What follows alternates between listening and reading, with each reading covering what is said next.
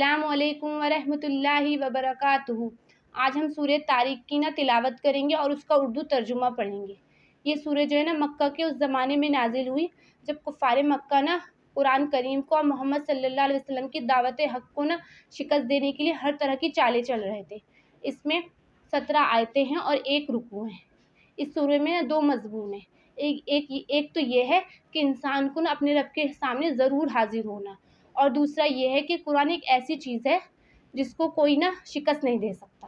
اعوذ باللہ من الشیطان الرجیم، بسم اللہ الرحمن الرحیم۔ والسماء والطارق، قسم ہے آسمان کی اور اندھیروں میں روشن ہونے والے کی۔ وما ادراک ما الطارق النجم الثاقب، تجھے معلوم بھی ہے کہ وہ رات کو نمودار ہونے والی چیز کیا ہے؟ وہ روشن ستارہ ہے۔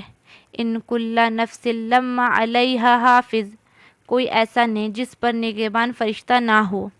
فَلْيَنظُرِ الْإِنسَانُ مِمَّا خُلِقَ، انسان کو دیکھنا چاہیے کہ وہ کس چیز سے پیدا کیا گیا ہے۔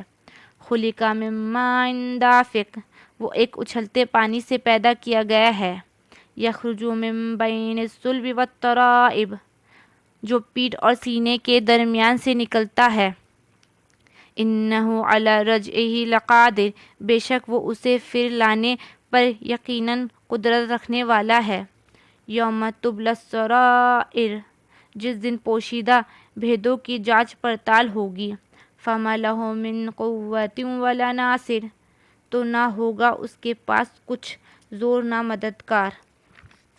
وَالسَّمَاءِ ذَاتِ الرَّجْعِ، بارش والے آسمان کی قسم۔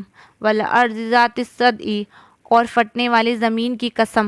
إِنَّهُ لَقَوْلٌ فَصْلٌ، بے شک یہ قرآن فیصلہ کرنے والا کلام ہے۔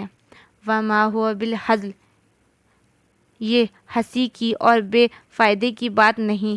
إِنَّهُمْ يَكِيدُونَ كَيْدًا، البتہ کافر داؤ گھات میں ہیں۔ وَأَكِيدُ كَيْدًا، اور میں بھی ایک چال چل رہا ہوں۔